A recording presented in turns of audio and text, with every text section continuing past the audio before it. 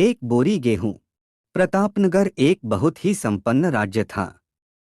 वहां के राजा बहुत ही प्रतापी थे और प्रजा का पूरा ख्याल रखते थे।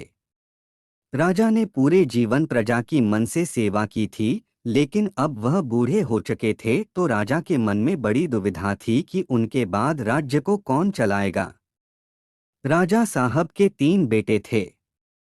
अब तीनों ने एक ही गुरु और एक ही विद्यालय से शिक्षा ली थी, लेकिन राजा ये निर्णय नहीं कर पा रहे थे कि कौन राज्य के लिए सबसे अच्छा उत्तराधिकारी है।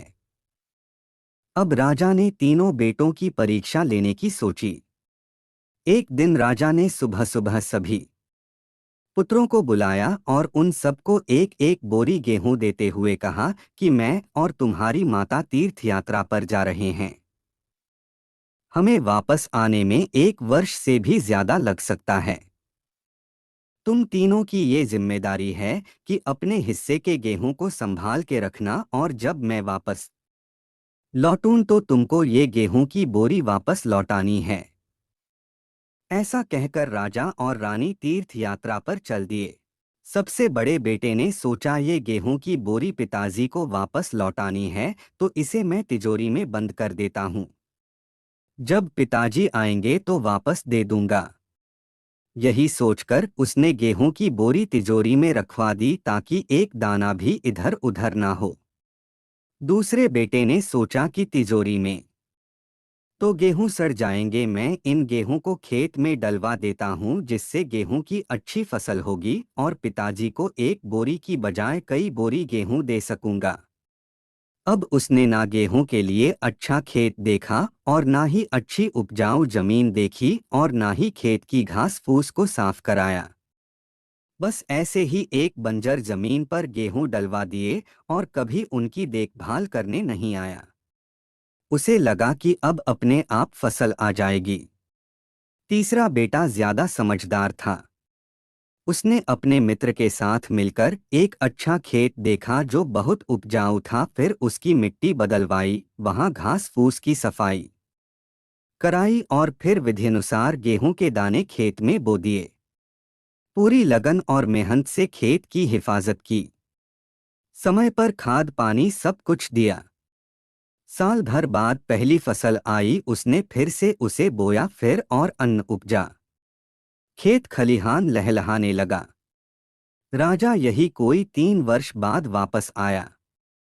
तीनों पुत्रों को देखकर बड़ी प्रसन्नता हुई, साथ ही मन में इच्छा थी ये जानने की कि बेटों ने गेहूं के साथ क्या किया।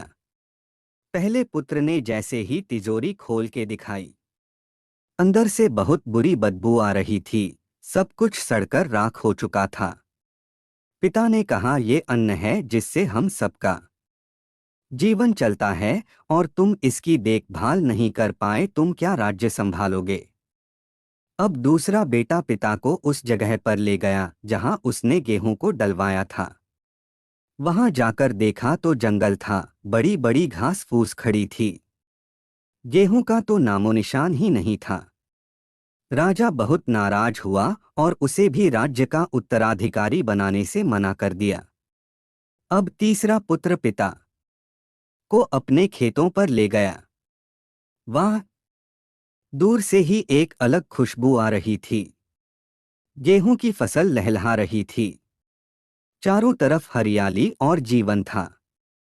और उस खेत से 50 बोरी से भी ज्यादा गेहूं उत्पन्न हो चुका था और आज भी खेत में फिर से फसल खड़ी थी।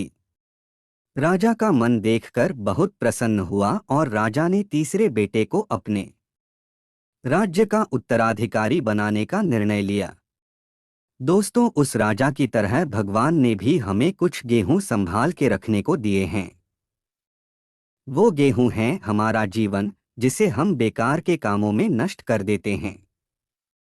ईश्वर ने जीवन दिया कि दुनिया का विकास करना, अपने ज्ञान को बढ़ाना और उसे बांटना। लेकिन हम अज्ञानी लोग इस जीवन को सड़ा देते हैं और अंत समय जब ईश्वर पूछता है कि जीवन में क्या किया, तो जवाब होता है शून्य, कुछ नहीं।